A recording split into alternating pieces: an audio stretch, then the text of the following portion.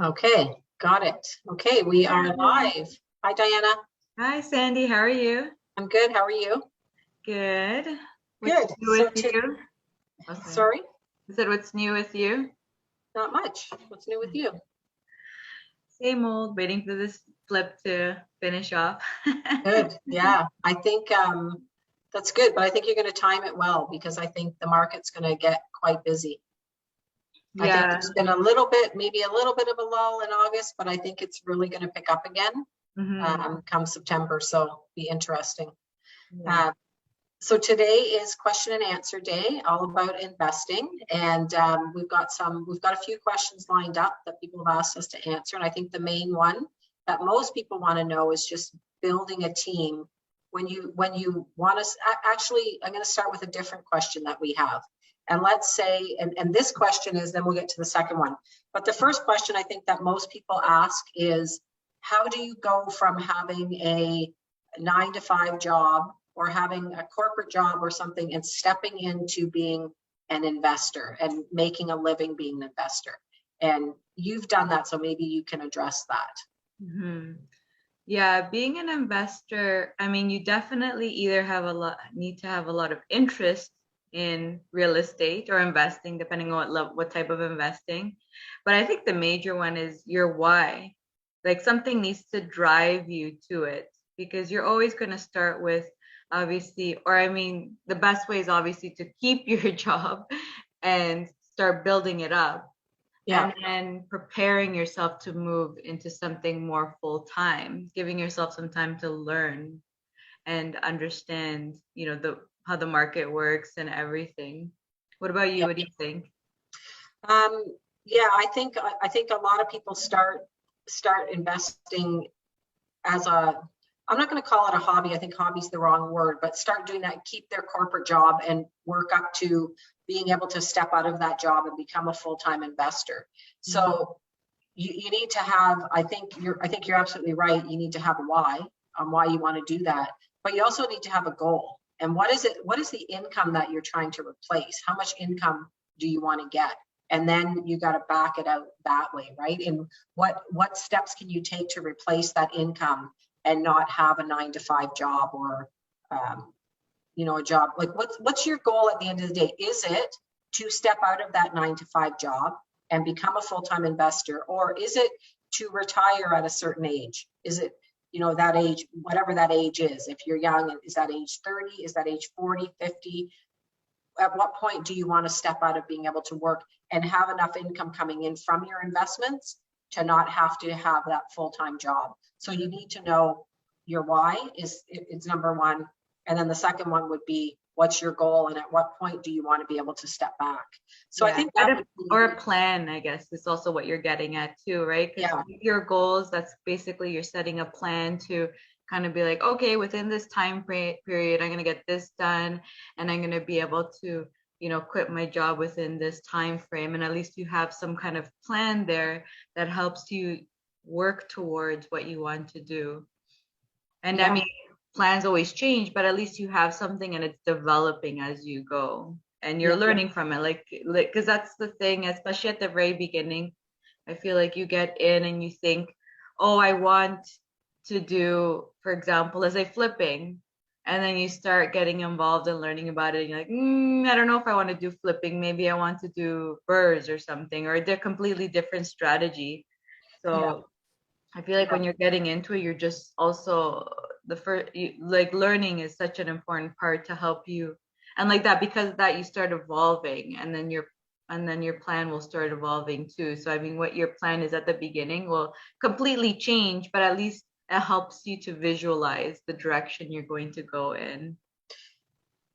yeah, for sure. And I think it would, I think the plan would change, or the process would change on what you're going to do along the way. But what would you say is the biggest, um, the easiest way, I guess, to replace your income The as an easy, investor? What's the easiest way to replace your income and be able to step back and leave your full-time job? that's a very interesting question because easy depends on in which way you mean easy.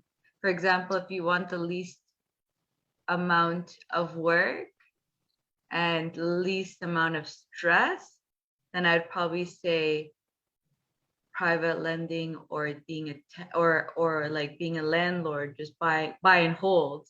Yeah. Yeah, I would say that's would be the easiest. I guess buy and hold would be the very, very easiest. Um, both, because I mean, whichever way you take, you're always learning something, right? Like private lending, you're gonna have to learn how that works.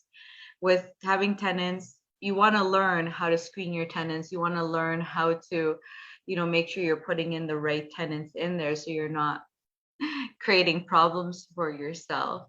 Yeah. And even just learning, depending on your strategy, if you're going for appreciation, then that's a little bit easier because you're thinking about cash flow in the future. But if you're looking to cash flow in the present, then understanding how to run your numbers is also important. Right. Yeah. So the budgeting, I think, would be important, which kind of leads us, I guess, maybe to the next question. They're probably both similar questions. Is what's the team that you need to have around you in order to be able to do this and not go crazy in the meantime, right? Mhm. Like you need to have a lender. You need to have people around you that you can rely on, like a lender, a lawyer, a realtor. Sure, yeah. I think those would, and a like a, I guess, a contracting crew, or a If you're gonna do renovations on the right, house, if you're going to do, like, if you're going to buy a house and then you're going to reno it and put a tenant in, right? Because that's where you make your money. So if you can buy it, do some work to it, and then put the tenant in, you're making your money when you buy the house. And that's when you should be making your money, is when you buy, not when you sell. So you need the lawyer, you need the realtor, you need the lender, and you need the let's say a contracting crew, some type of crew that can do some work for you, to get the house to where you need it. And they all have to be reliable, right? And then I think maybe at some point, probably, is a property manager. Yeah. Depending how many doors you want. And I think and it's also just being realistic about that. You won't find your team on the first try. Right. You've It's gonna take time. Like you go and find one, and then you figure out how things work, and then you're kind of just going with the flow and trying to find the right team that meets your needs. Right. So that's, I think, something sometimes people don't realize also. It's like you think like a team gets set up like on the spot and it's like an amazing team. Yeah. It's also important to just keep on, like that. If you do a deal with them, things don't really work out, then you're probably thinking to, okay, maybe I need to change this person, because whatever it is, maybe they're just not good, you don't connect, it really depends, right? Everyone has their own needs, and so I feel like finding the right person also takes time. The right team, that will always take time. So I think having, at the beginning, maybe having two of everything, right? Like two lenders you can rely on, two lawyers you can rely on. And always, I don't think it's any different really than any entrepreneurial business where, like with my real estate team, I mean, we have administrative staff, we have people who handle the calls, we have outside sales, we have inside sales, and you can't, and even within that, we have, like the secondary ones where we have the stager, the photographer, the lender. So it's exactly the same thing. And we need to have more than one. You're going to have to find the right fit for you that's going to work. Yeah. And I don't know if you can really have two. I mean, if you move fast in your business where you're having multiple houses, then like, let's say two lawyers, maybe you can have, but really you can only use one of them. But you may want to obviously do an interviewing period, an interviewing period where you're interviewing people and trying to see who you connect with. Yeah, true. But I get, you can't have two doing the same transaction, but you could have one doing one transaction. Next time, maybe you have somebody else doing the other transaction. I think one of the things I find with with investors is they're reluctant to connect with one realtor. And I think that's a mistake. right? Because I think it's good to have a realtor that you can rely on, and the realtor can, you know, help you and guide you along with things like that. And I think sometimes investors get nervous because they think, well, if a deal comes up, I can't buy it without that realtor. But that's entirely not true. Like you can totally make that work however you want, right? Like you can have a relationship where if a deal comes up and you want to take advantage of it, you have that flexibility to do it. But I think to have a good realtor that you can rely on, that can give you stats or help you. I mean, it has to be a two-way street, right? You can't expect the realtor to continually do work for you for free and not be some type of remuneration there, right? Like there has to be, and whatever way that looks, like that could be a certain number of deals per year. And then am I happy to, you know, do, you know, comparables and do work on an ongoing basis, knowing that there is going to be some type of remuneration at some point. Yeah. But if you want to have more of an arm's length deal, it could be, you know, if I get you to do this stuff, you know, maybe there's an hourly rate or a flat rate to get that stuff done. I mean, the fact is with a lawyer or any of the other trades, you're going to pay them. Mm-hmm. You're going to pay them to do that work. So you have to have a good, reliable person on your team that you know is going to be, you know, has your best interest at heart at the end of the day. Mm-hmm. So, and that's actually a good point that you make, because with anyone you pick, actually, you want them to be investor focused, which is very, very different, because I think a lot of reasons, like I was saying specifically with realtors, is people will start talking to a realtor that is not like specific to investing, and so the way they're going to behave is obviously different, and then maybe I think that's why those kind of views come out, where it's just like you don't want to bother them or something, and you're kind of like standoffish because you know, when they're dealing with like a different clientele, you know, they're used to a different type of way of behaving, whereas like with investors, it's very different dealing with an investor, because I mean, normally a realtor, let's say when it's just a person who buys a house, like they'll buy a house, you know, maybe once every, I don't know, 5-10 years or something. Like if it's the same person, maybe they'll do like 3 buys in their lifetime, you know. So whereas like with an investor, now you're dealing with, that's probably happening within a year, you know, you're dealing with maybe 5 to 10 houses a year. Right? So so I think like, building the relationship and specifically making it an investor focused, because they understand that it's a different type of way we find houses than how other people do. Yeah, and that goes for any of the people on the team, right? Like the lawyer has to be the lender. The lender, that's a bit. The lender has to be investor focused. They have to be up to date on how to finance houses and how to find alternative ways to finance houses rather than just going through a conventional bank.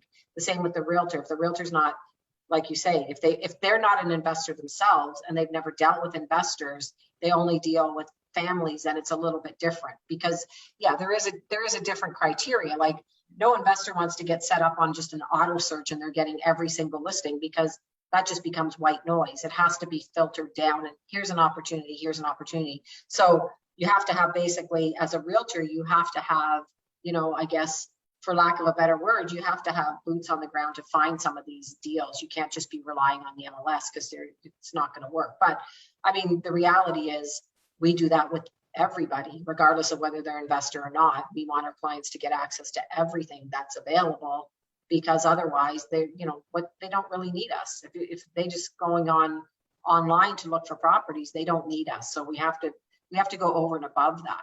Mm-hmm, mm-hmm. Yeah, investor focused when it comes to any type of professionism is important, because even with lawyers, you know, some lawyers, let's say, aren't used to you closing a deal in like 3-4 days. You know, they usually like to have their week, and if it's like a regular lawyer, they're going to be like, no, I need 2 weeks. What are you doing? A minimum at least 2 weeks. Where sometimes that just doesn't happen. It needs to be a quick closing. Same thing with broker. Exactly what you're saying with a broker. You know, basically like being creative with with the financing is like a huge part of the way we run our business, a very major part of running the business. And if they don't know how to be creative because they're just used to the regular a lender for a house and that's it, you know, Yeah. then, and just maybe like a line of credit and that's it, you know, we work on so many other different types of strategies that is not common for, let's say, a regular broker. So yeah, it has to be investor focused, like always asking the right questions to see if they're actually investor focused, whatever whoever it is that you're talking to. Yeah, for sure, for sure. So yeah, so that's a good point. And I think that's where a lot of your focus has to be as an investor. If that's the realm you're stepping into, is what kind of a team do I want around me? What, you know, asking the right questions. At the end of the day, you gotta go forward, you know, with that person at some point, right? And see how it works out. And there's a little bit of, you know, kind of learning strategy there to figure out for sure. So yeah. Yeah, and I think that's always how it's going to be. I mean, until you try them out, will you actually know, like, do we match in our personalities? Like, do we like each other? You know, it's like, are we just kind of like pulling teeth to get anything done, or is it like flowing nicely? And Yeah. when it comes to the technical, like, do they actually know what they're doing? You know, they come with experience, you know, specifically investor experience, you know, are they also creative and understand how that works? Because Yeah. again, getting into entrepreneurship, like making real estate like a business, it's about being creative. And I mean, I think that's any kind of entrepreneurship. When you're starting a business, it's really about being creative, right? The Yeah. creativity is a very big part of it. Yeah. Yeah. Yeah, it's an interesting field, I think, for people to get into, and I think it can be very lucrative and very rewarding if you have the right people in place and if you understand, I guess, the risks, right? The risks and what to look out for. Mm-hmm. Yeah. Yeah. What's your favorite part of investing? Um, the planning parts, like you when you buy the house and like the creativity part, you know, when you're, for example, let's say this Hamilton house that we bought, you know, this one was privately. I think buying privately actually is a lot of fun, to be honest, because you get to talk to the owners and you're solving their problems and you know you're trying to create like creative ways to solve what they want and getting what you want, like creating those win-wins. It's a lot of fun actually trying to deal with the seller and trying to, you know, solve that whatever the problem is, because usually when they're going private, I mean, some people go private, they just want, for example, not to deal with the realtor fees or something, whatever it is. But majority of the ones that are going private is usually because they want to sell in a unique way. And so it's just a lot of fun to kind of learn all like the different things, and they give you a problem and then you just like in your head you're like, you know, like you kind of get excited, you're like, how can I solve this problem for you, you know? Yeah. I personally, I'm enjoying the private side of buying houses because yeah, it's not like, it's usually not about the selling of the house, it's more about solving their problems. So yeah, you know what's so interesting about that though is that is exactly like, I think that's true of any true entrepreneurs. That's why they get into doing business for themselves, is because they want to solve problems.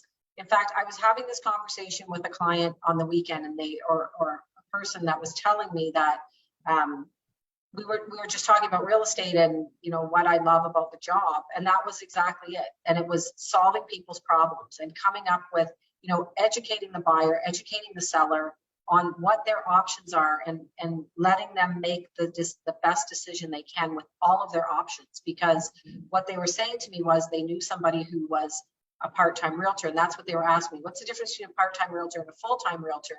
And my personal opinion is that you can't be a part-time realtor. I just don't think you are properly servicing your clients if you're a part-time realtor. And what they said was, yeah, I have a friend who is a part-time realtor, and the reason they chose real estate was because they figured, you know, if I could sell 2 or 3 houses a year, I can have a little bit extra money to travel or to do whatever. Well, your focus then is not on the client.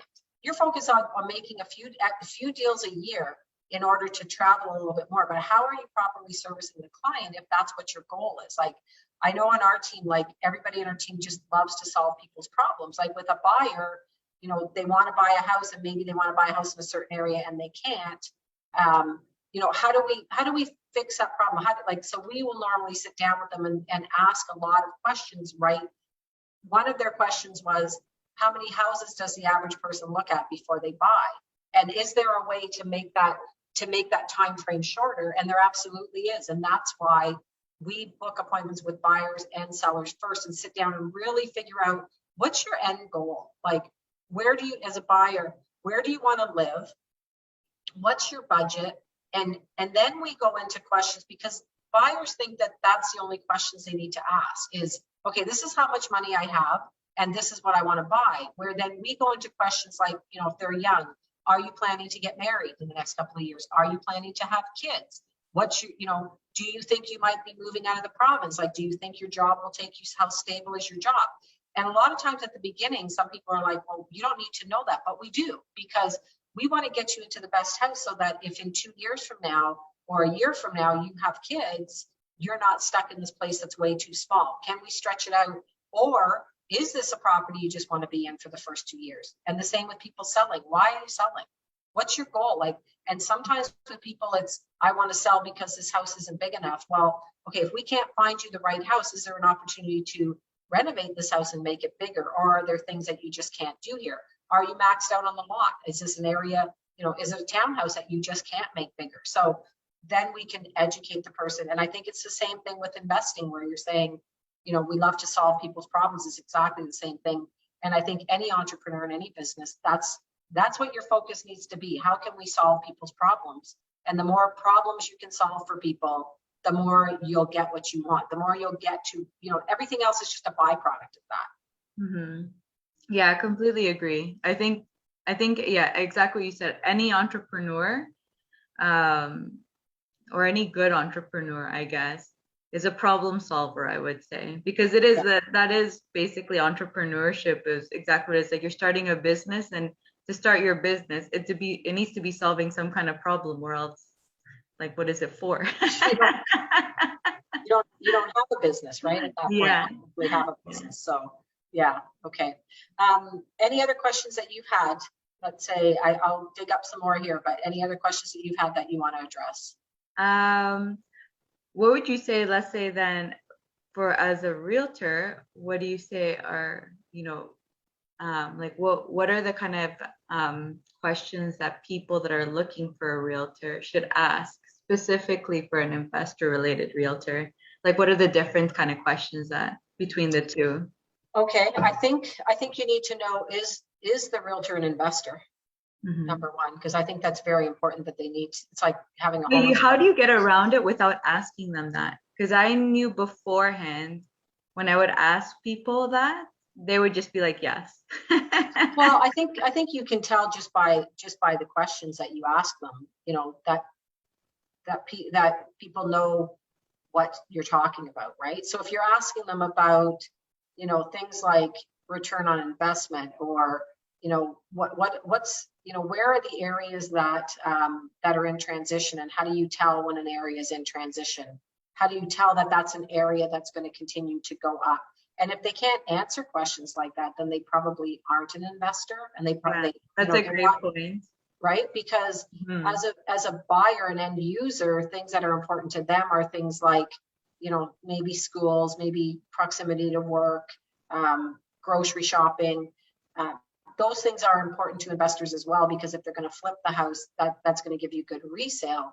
But if you can't project, basically, you know, how to protect your capital buying this property, how to protect your capital, you need to know how to protect your return on investment, because they're two different things, right? How do you protect those two things? And then how do we develop a plan B and a plan C, just in case something happens with the market? So if you can't answer those questions, then you probably are not an investor. You've never done it before. You're not worried about it. You maybe own your own house. So I would say in most cases, the realtor probably needs to be an investor. I mean, there might be some opportunities where they don't need to be, but you know, an investor's an investor. They're going to, regardless of what they do, they're going to be seeking out opportunities, right? And seeing those opportunities that come up. Yeah. But, And the mentality is just different, I feel like. yeah. When you're an investor, you really start thinking differently than a person, for example, that's just buying a home to live in. So Yeah, even as because, a realtor, I feel like that mentality is also different, right? Because if your mindset is I'm trying to, for my client, I'm just trying to find a home for them to live in, compared to I'm trying to find a home that cash flows, or that if it's a flip, that the return on investment, you know, is a certain percentage, whatever, yeah, whatever that is. because I think as like when you're looking for properties that you're going to flip, or you're going to, I mean, I'm sure even if you're going to hold it, but the things that are important are, what are the things that I can't change about this house? Because that's what's important, right? So you go into a house and you want to know what can I change or what can I not change about this house? Because the things that you can't change are very important, right? I mean, you can do anything with a house, like to a certain point. It just takes money, Mm-hmm. right? Except, you know, you can't renovate train tracks out of the behind the yard. You can't renovate hydro lines behind the yard. And these are the things that in a down market or in a softer market are going to have a big impact on return on investment. Can I paint it? Yeah. Can I take these walls out? Yeah. And how do I know which ones can come out? Which ones are load bearing walls? Which ones aren't? Can I make this a multi-unit property? And those are the kind of things, right? Does it have enough parking for that? Different questions like that, I think, are really important. You got to look at the things you can't change. I mean, I think The even bylaws, yeah, even money wise, actually, that's a good point. Even money wise, because for example, if your budget is, for example, 80K, let's say you're probably restricted to a certain amount of changes, unless if you want to kill your budget and then you're not making money, and then it's not a business anyways. yeah. I think another big thing, and I know you and I have discussed this quite a bit, is knowing the area and how much money to spend on that house. Because Mhm. you could be going into an area in transition.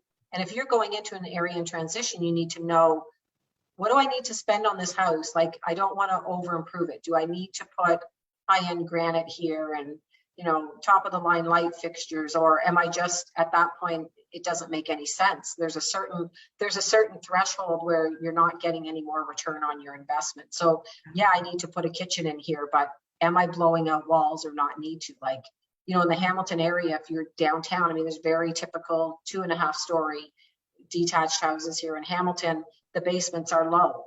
But if you're in an area where all the basements are high, but this house has a low basement, that's an issue.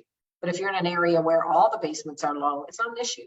Like, it's just, it's expected in that neighborhood. Some areas of Toronto are like that as well, right? Is there parking? Is there not parking? Do people expect to get parking in this area? You know, those kind of things. And if everybody has parking and you don't, it doesn't matter how much you renovate that house, you're not going to get the same amount as somebody who has parking. So there's a lot of things like that make a big difference. Whereas if you're buying it and you're going to live in the house for 10 or 15 years, you're going to get a return on your investment regardless. Fix that house the way you want it fixed to live in. Don't fix that house to, you know, to what somebody else might want. So, you know, like you buy a house for an investment and you put a hot tub in the backyard, doesn't make much sense, right? Things like that. So, I mean, it seems really simple, but some people just don't get it. I've had that with investors in the past where they've bought a house and I've said, here's what you need to do to get this house up to like the neighborhood standards. And they went way over and above what they needed to do and spent way too much money on the house and didn't get a return on their investment. So, you know, having somebody you can trust and listening to them is a huge thing. Yeah, 100%. And even like that, if you're gonna go into investing, probably having someone that has done it before, be it like a realtor or even just like a mentor or something that is doing what you're doing, because that's like the number one mistake that all noobs do. They treat the house as if it's theirs and they put everything in it, and you just kind of, or for example, they customize, you know, Yeah. I want it to look this way, these colors, and you're just like, no, keep it bland. Let the person who buy it decide what they want to do in it. Yeah. Don't over Yeah. customize. And do it to your liking, because you are either making your niche, because now only a certain kind of people will buy it. Yeah. Or yeah, basically that's what you're doing. Or maybe someone won't buy because they don't like it, and then you have to renovate again. Yeah. Yeah. Remove them. Yeah, exactly. So, okay. So here's a good question, I think, is just in terms of looking for properties and what are you looking for in the property? Let me elaborate on that a little bit. Like, you find a property that needs work, but you know the furnace is new, the roof has been done, the windows have been done. Like, those are big ticket items that are going to cost you money down the road if you have to replace them. So if you can find a property that, you know, it's tired, it's run down, it hasn't been kept up well, but the bones have been kept up well, you know, like I'm saying, like you know, the furnace is fairly new, the AC is new, the windows, the roof, those kind of things, the structural part of it are done. Like, that's, you know, when you get into things where you go into a house and it's all been prettied up and you don't see past that, and then you get in there, you could be looking at another 10, 15, $20,000 in work that you weren't expecting because you didn't look past the prettiness of it. Mm-hmm. Yeah, no, definitely it's important to, yeah. And I mean, that's when you want to have a contractor probably with you. If you're going to get into a, a like buying a real estate where renovations are required, I mean, fine, you go in it yourself and put in the offer, but while your conditioner, get that contractor in there. And I mean, both realtor, because even like when you came, right? When you came to see the Hamilton house, Yeah. I had you and Giancarlo there. I was like, Giancarlo, to figure out the cost of everything, you let me know exactly what you're saying, right? You to let me know what's worth it for that area, because I don't know Hamilton very well, and Yeah. that's like your area. And like that, you were saying, don't even do the basements. We're like, perfect. Gonna leave it unfinished. Yeah. Yeah, for sure. So So what would you having those say, people. let me ask you a question. If you were buying a flip house, because I know we got to wrap this up soon. If you were buying a flip house, what is the number one thing that you can spend relatively a little amount of money on that has the biggest impact?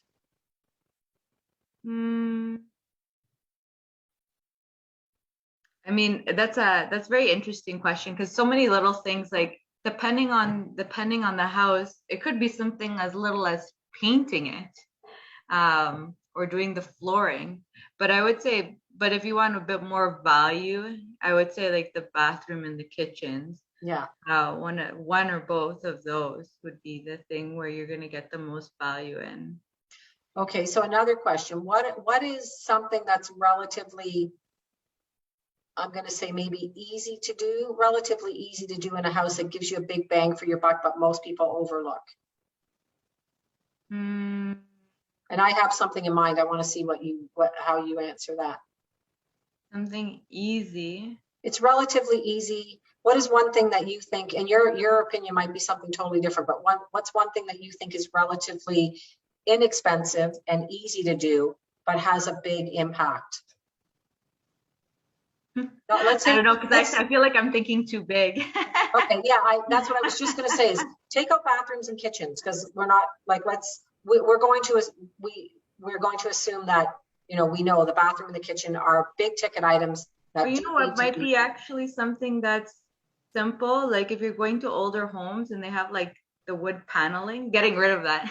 Okay. And That's that's pretty, very, is that easy? Actually, I don't know. See, it's hard for yeah, me to say because I'm so I used to know. like my husband. That's why I don't want to like, it's Well, hard no, for I me think to say things. I think you're right about that. I think the baseboards, I think are relatively easy to do and relatively inexpensive. But the The wood ones, panel, sorry, I meant the wood, the paneling, the wood oh, paneling. paneling. Oh God, yeah. Yeah, or Putting like they drywall have over like that. the old style, Yeah. where it used to be like wood, half wood and then Yes. drywall. Yeah. Get that out of there. That kind of little thing actually Yeah. I think would give an impact. Yeah. Just because it even darkens up the place, that wood, usually It that wood does. Yeah. paneling darkens it up. So if you like take it out or paint it, I feel like that would actually give a huge Yeah. impact. What I was going to say is light fixtures. I think light fixtures can have a huge impact on a house. And I think a lot of times, and they're relatively inexpensive, they used to be so expensive Mm-hmm. and now they're not. You can put nice light fixtures that have a huge impact on a house. Or you know what And else? people Now that overlook that.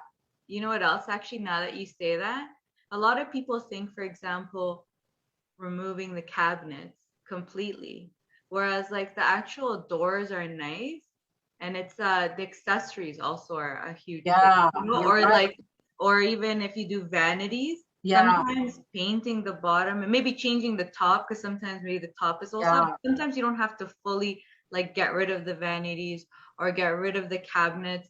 Sometimes all you do is like little accessory changes. Like the pulls, like just changing the pulls on the cabinet sometimes can have a Just huge impact. modernizing them, it Yeah, can completely change. Or you paint the doors and then put a little like a nicer door handle, and you don't yeah, realize like what that's so impact true. that does. Yeah, there's so many now that I'm saying it, there's so many things, even changing doors, like changing the doors in a house, like when you got the flat panel door, sometimes putting, like the shaker doors. I'm talking about the doors, like the actual doors to go into bedrooms can have Yeah, a huge impact on how a house looks. I mean, yeah. these Or are all even the like things. those dark wood doors, Yeah, sometimes painting them white so they're not, yeah, I get anything dark, the old style like dark look, yeah, paint it white. yeah, yeah, it's so true, right? Like fireplaces, even painting the fireplace, right? Yeah, Instead of having the brick or whatever. But yeah, yeah. there's a lot of Or things like that you can. that, the brick is, like, cause like it's, if it's been used a lot, you get all the marks of the brick Yeah, painted, and then it's like almost like as if it's new again. It's a yeah, nice different exactly. style.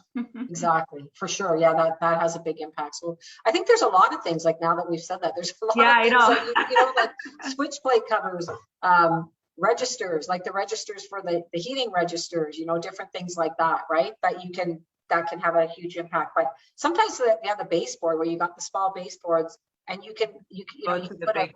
you can put a bigger baseboard. They don't need to cost too much money, and they can have a huge impact on the look of the house for sure. So yeah, Yeah, that's and that's actually the biggest part. I remember specifically when my husband was working with clients a lot before being into real estate investing. I remember, for example, clients would be like, "Oh, I want because they're always trying to save money, right? And so they're like, "Oh, I want the backsplash done, but I don't want to put the border around it to save mm, it." yeah. And my husband would be like, "No."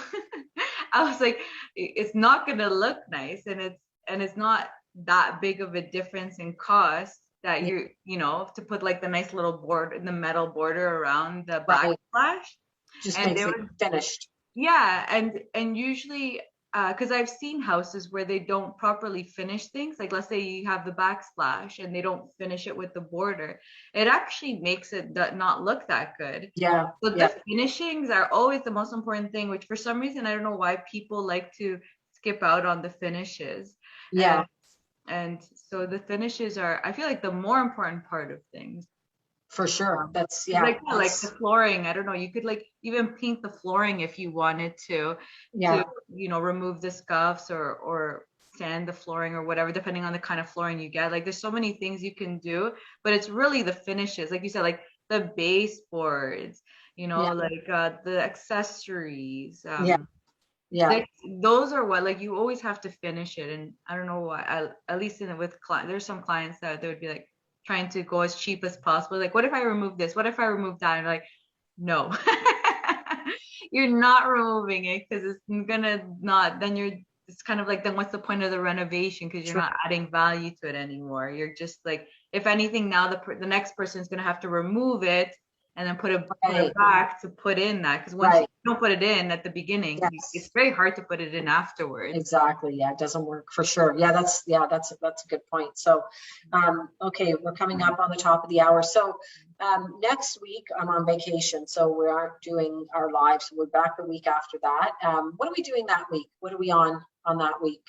The next week, I think mindset, right? mindset. Yeah. Mindset, our favorite topic, Yeah, mindset. So mindset's always fun. And then I yes, just want to let everyone know also about our networking event. yeah, go ahead. That this next week is our networking event, and it's going to be about private lending. So if you're interested in lending out your money and curious on how it works, or if you're looking at it just even as a person who wants to borrow money from people, you can come, because we will be having a broker and the lawyer to talk on both sides of how private lending works. Perfect. Awesome. Okay, so if anyone's interested and wants to know how to register for that, Then we can add it in. Yeah. It can you can either go into my bio and the link is already there, the button's there, so you can go into the website and purchase your ticket. And you get 3 free tickets on top of that. So you get this one and then another free tickets, 3 free tickets. And I'll probably put on the link of this one too, so that people can grab it if they want it. Okay, perfect. Awesome. Thanks, Diana. Okay, so I will see you next time on the flip side. And I think there were some questions there. Awesome. Sounds good. Thank you so much. It was nice to chat with you, Sandy. You too, as always. Take care. Bye, everyone. Bye.